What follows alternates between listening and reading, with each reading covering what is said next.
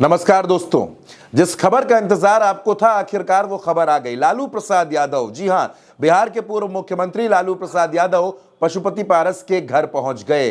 पशुपति पारस के घर लालू प्रसाद पहुंचे तो अकेले नहीं थे, उनके साथ उनके बेटे तेज प्रताप यादव, उनकी पार्टी के नेता अब्दुल बारी सिद्दीकी, ये तमाम नेता भी लालू प्रसाद यादव के साथ पशुपति पारस के घर पहुंचे। तमाम अटकलें थी कि पशुपति पारस के घर लालू प्रसाद जाएंगे या नहीं जाएंगे, और अगर जाएंगे तो उसके बाद क्या खबर निकल कर आएगी। तो दोस्तों, दोनों चीजें हो गई हैं। लालू प्रसाद पहुंच भी गए और बड़ी खबर भी सामने आ गई। सबसे पहले आप तस्वीरें देखिए। लालू प्रसाद पहुंचे हैं पशुपति पारस के घर। तकरीबन 10 से 12 मिनट तक लालू प्रसाद पशुपति पारस के घर पर रुके, पूरे परिवार के साथ मुलाकात की, बातचीत की, और उसके बाद दही चूड़ा कार्यक्रम के बाद जब लालू प्रसाद बाहर निकले तो पत्रकारों ने लालू प्रसाद को रोक लिया और राजद सुप्रीमो से वो सवाल पूछा गया जिस सवाल का जवाब हर कोई जानना चाह रहा है। हर किसी के मन में वो सवाल था।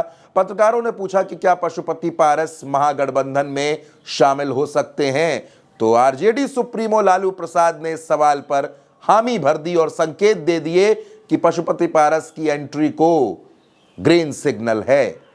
दोस्तों, तेजस्वी यादव ने भी पशुपति पारस के साथ अपने पारिवारिक रिश्ते बताए थे और कहा था कि बचपन से हम लोगों का आना जाना रहा है, बिल्कुल परिवार की तरह से रिश्ते हैं। रामविलास पासवान जी से, पशुपति पारस जी से पारिवारिक रिश्ते हैं और हमेशा रहेंगे। और अब लालू प्रसाद ने संकेत दे दिए हैं कि पशुपति पारस महागठबंधन का हिस्सा बन सकते हैं, महागठबंधन में शामिल हो सकते हैं। अब हालांकि दोस्तों, पत्रकारों ने इस मसले पर पशुपति पारस से भी सवाल पूछा, क्योंकि लालू प्रसाद की हामी के बाद यह जानना बेहद जरूरी था कि एनडीए का साथ छोड़ चुके पारस क्या लालू प्रसाद के साथ आ जाएंगे। क्या इसीलिए दही चूड़ा में आमंत्रित किया था ताकि आगे की कुछ चर्चाएं हो जाएं, अपने समर्थकों को संकेत दे दिए जाएं।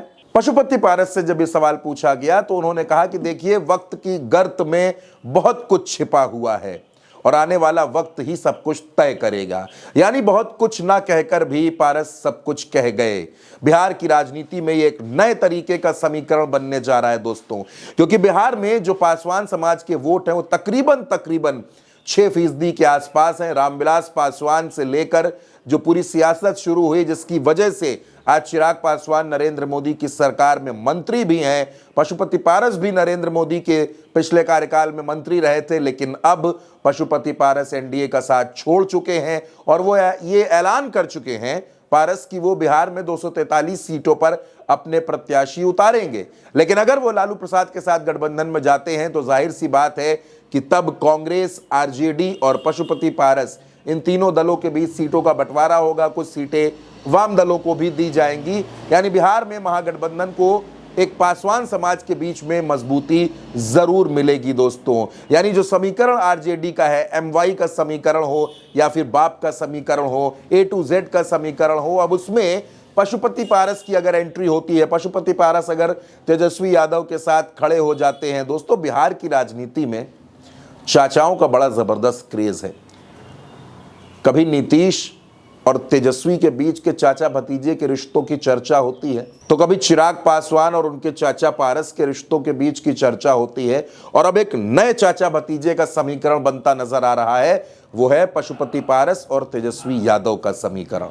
तो बिहार की राजनीति में अगर पशुपति पारस तेजस्वी के साथ खड़े होते हैं, अगर लालू प्रसाद, क्योंकि लालू प्रसाद के वो बड़े पुराने करीबी हैं, अगर वो लालू प्रसाद के ऑफर को एक्सेप्ट कर लेते हैं, तो क्या बिहार की राजनीति में समीकरणों के हिसाब से भारतीय जनता पार्टी और जेडीयू के लिए मुश्किलें खड़ी होने वाली हैं और तेजस्वी यादव को एक नई ताकत मिल रही है। दोस्तों, यह खबर बेहद अहम है। पशुपति पारस का साथ आना, अगर वो साथ आते हैं तो तेजस्वी कितने ताकतवर होंगे, इस सवाल के जवाब में आप जो कुछ भी कहना चाहें कमेंट बॉक्स में अपनी राय जरूर दें। फिलहाल के लिए इतना ही। नमस्कार।